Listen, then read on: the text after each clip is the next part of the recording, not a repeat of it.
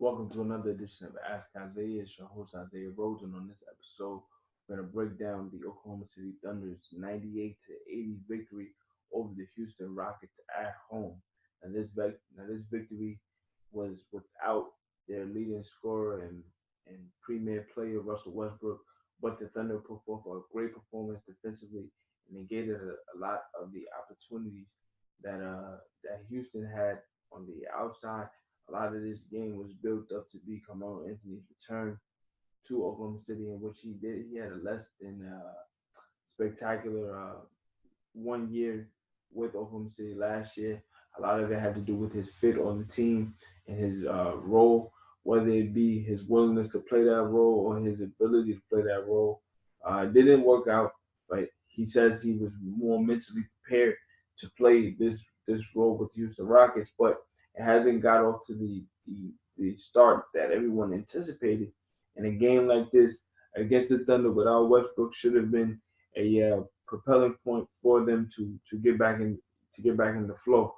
Oklahoma City completely outplayed them. The Thunder were up by as many as 25 points. In terms of the in terms of how the Thunder were able to get this particular lead, they have balanced scoring all the way around. Paul George led the team with 20 points, but Dennis Schroeder continued his spectacular performance while filling in for Westbrook. He had 14 points. Terrence Ferguson had 14 points. Steven Adams had 19 points and 10 rebounds. The one thing the Thunder did do that really put them ahead and just kept their foot on the necks of Houston was they out rebounded Houston 52-39. And more so than anything, it was just a 1-2. Tonight, Carmelo Anthony only shot 1 of 11, and I don't want to make it seem like he is the reason that they lost. He's definitely not. But I feel like his performance in itself was a microcosm for how the Rockets played. They settled for a lot of threes, which in Mike D'Antoni's system is what he wants. He wants threes, but it's more so about how those threes are coming. And I feel like, you know, James Harden, when he's in attack mode, the threes come a lot more easier. Tonight, he settled for a lot of threes. He took 12 threes. He was not aggressive. And the Thunder defended him relatively well without fouling. And I think when you play the Rockets, that's something that you always have to be prepared for. Uh, in terms of his free throw shooting, he only got 3 free throws tonight. So if James Harden is getting 3 free throws, then your defense did an exceptional job. He had 19 points, but as I said, it wasn't aggressive. It wasn't in an attack. Chris Paul, he had 10 points tonight in 36 minutes, only 5 assists. So when Paul has 5 assists, that means that you did a great job. But in terms of their overall team, they just didn't get the proper ball movement and shots that you're used to seeing in the D'Antoni system. They shot 11 of 42. In terms of the volume, that's where they usually are. They try to push 63, 50 to 63 a game, but it didn't work out tonight. In terms of what the Thunder were able to do, I mentioned their balanced scoring. They still shot bad from three, 9 of 37, but it was the timely threes that they got that really kept the crowd alive and kept them in a sense to utilize that home court advantage. Getting out to a huge lead, up by 10 in the first quarter, those are the things that Billy Donovan needed to lean on to maintain in terms of finishing out this lead. I thought that I mentioned Dennis Schroeder, but another point guard that's on the Rockets, that's on the Thunder that hasn't played this season a lot is Raymond Felton. Raymond Felton, his role last year was to make up for a lot of the holes in the Thunder's offense when Russell goes out the game. Last year, it still was the same thing. When Russell went out the game, the offense struggled. Well, this season so far, when Russell goes out the game, Schroeder's been able to make up for when he's not in and just stabilize things. Well, with Russell out with this ankle injury, he's missed the last 2 games. One with the Cavs on Wednesday and this particular game tonight. Schroeder has been able to maintain. So what happens when he goes to the bench? Raymond Felton has to step back up and be that backup again. And I thought he gave the Thunder some solid minutes in that third quarter, especially when the Rockets were trying to make a run. And not only did he give them solid minutes, but he was intricate in terms of them building that lead to over 20 points. The lead got to as much as 25, as I said, and it was really just everybody getting involved. Jeremy Grant scored 11 points in that third quarter, which was good to see. Yeah, as I mentioned, Terrence Ferguson, he went 4 for 9 from three. Those things are encouraging for a Billy Donovan that has had to rely so heavily on Westbrook. So now with this sprained ankle, he's going day to day. He sat out against Cleveland because they're Cleveland, they're a horrible team, and that just gives Oklahoma City some time to gauge how he adjusts to treatment. So far with walking, he doesn't have a noticeable limp, which is good, but because the Thunder won by 18 tonight against a Rockets team who was expected to be a prohibitive favorite out west, at least in the top three, they're struggling mightily. They're 4-6 right now. To win a game like that against a James Harden, against a Chris Paul, against a Carmelo Anthony, that allows you to say, okay, I might be able to rest Russell for this road game coming up against Dallas and prepare him for that Monday game at home against Phoenix. Now, Phoenix just blew a 22-point lead to the Boston Celtics, a game in which Kyrie Irving scored 39 points, got the game in the OT, and then they just finished it down the stretch. When you're dealing with a young team like that, those games at home will be the perfect antidote for Russell to come back and just continue the momentum that Oklahoma City has built.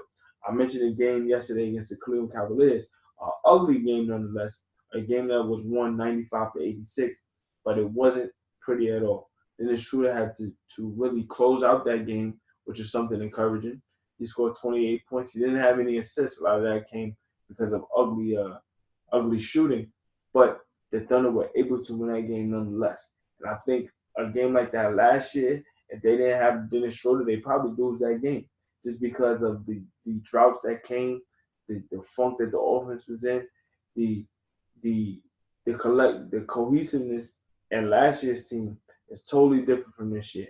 And I think when you have a Dennis Schroeder who's not afraid, whether he was missing shots or not, his attack made it easier for the Thunder to make up for a lot of those flaws that I mentioned in terms of the drops, in terms of the shooting, things of that nature. Now Cleveland's a bad team, but you still need those wins to build confidence. And as you continue your win streak, it got to 6 yesterday. Now it's at 7. You start the season losing 4 in a row. People are questioning where this team is, what their identity is, and now your defense is stepping up. You're top 5 in defensive efficiency. You're winning 7 in a row. You're doing so in games without your premier player. Those are things that Billy Donovan come in his hat on in terms of establishing an identity and preparing this team to make a run for contention out west.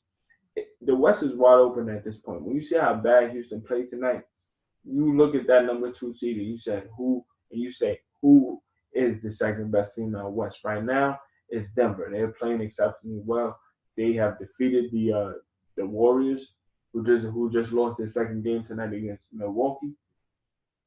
But you look at Denver, they don't have the experience of making the playoffs, so they're still trying to make the playoffs for the first time in a while.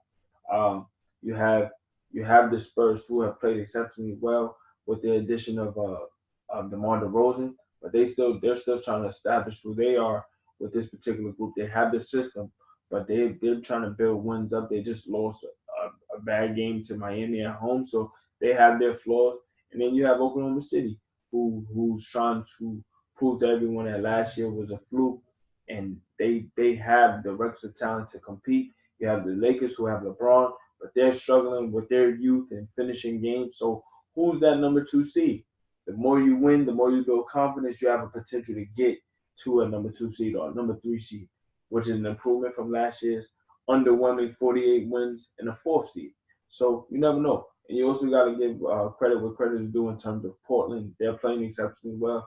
They're 9-3. They just defeated the Clippers tonight. You have, and you also have Utah. So that Northwest division is super tough right now. And you still have Minnesota, who's struggling, but they have the talent to compete with anybody. So I mean, out west is wide open, but you want to use games like tonight against Houston if you're OKC to build an identity, build momentum, and continue to roll. In terms of our East, another team that I cover, which is the Philadelphia 76ers, They won their first road game of their season with a 194 victory over the Indiana Pacers. That game came with great balance because usually you see the likes of Joel Embiid averaging his 28.6 points per game, 12 plus rebounds, and just really carrying his offense, but not much following on a consistent basis. Last night, he scored 20 points on the road against a prohibited playoff team like the Indiana Pacers. They've been playing exceptionally well. Coming into the game, they were 7-4. 20 points from Embiid, it looks like a loss. But you get 18 points from Dario Saric. You get 13 points from Robert Covington. Most coming in the second half.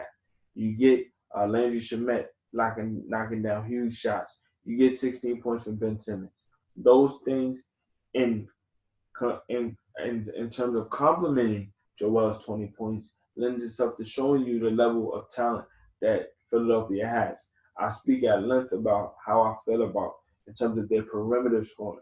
They have shooters, but they don't have a perimeter scorer to complement Joel's consistency as a scorer. Well, they survived last night, even though uh, Indiana did give them a scare down the stretch. They almost won. They almost did make a comeback. Victor Oladipo scored 35 points last night, but Oladipo only scored 3 points in the fourth quarter. And I think in terms of how Philadelphia defended a dynamic star like Oladipo, that was encouraging because prior to last night, the Sixers struggled mightily against dynamic stars, whether it be uh, Giannis Antetokounmpo just dominating them in Milwaukee a couple weeks ago, or Blake Griffin's 50 points and 38 points against the Sixers throughout the season. When the Sixers face a dynamic star, they have not responded well defensively. So even though Victor did score 35, you made adjustments down the stretch that made it difficult for him, and you won a game in a hostile environment. So if you're Philadelphia, these victories, as I said with the Thunder, are building blocks to just continue a momentum that'll put you in a top three standing out east, which many expected you to be in. Right now, they are in the fourth, but they're behind Toronto, they're behind Milwaukee, they're behind Boston. You can't let teams pass you by after you win 52 games.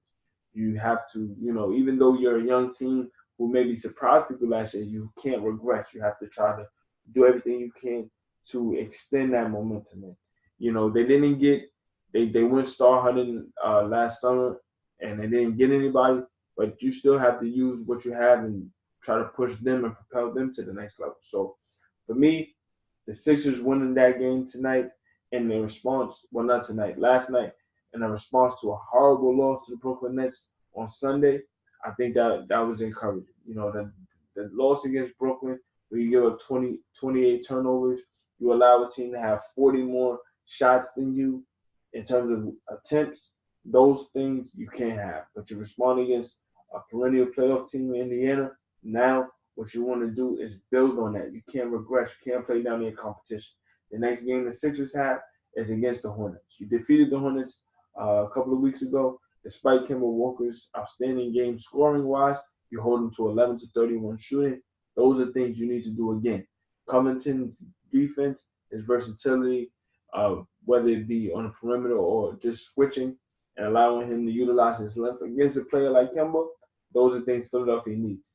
But outside of that, you still need Sharage to step up. Sharage is the third option. He should be the consistent third option. He's been struggling mightily from the field shooting wise, and I think that has to do with the fact that he's played so much basketball over the last 2 years, whether it be in the NBA or for his country. But he has to figure it out. He has to get over these dead legs. He has to be more aggressive.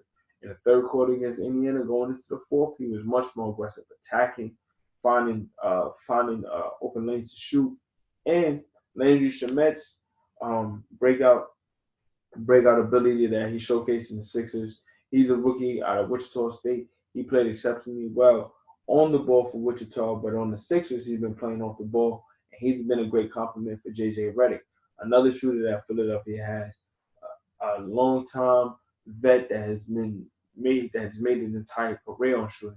But defenses know that, oppositions know that. So when you defend the Sixers, you're playing them for the three. You're playing them for the 5 and 6 passes because you know They don't have a player that can create their own shot. So when you have Shemet coming into his own, complimenting JJ plus Sharge coming into his own, hopefully then you get a Sixers team that can contend with a Milwaukee, with a Boston, with the Toronto. But that can only happen if they get those outside forces to complement what Joel brings to the table every night. The Sixers have games coming up. The Thunder have games coming up. I will be here to break down every single one of them. As news comes out, as content comes out, I will continue to give you as much as possible. This is Ask Isaiah. Continue to subscribe, like, tell a friend to tell a friend. Follow me on YouTube at Ask Isaiah. Subscribe to my iPod. Subscribe to my Apple iTunes channel. Ask Isaiah NBA podcast and continue to just support me. Thank you so much for everyone who has supported me or has listened, and continue to tell a friend to tell a friend. Peace.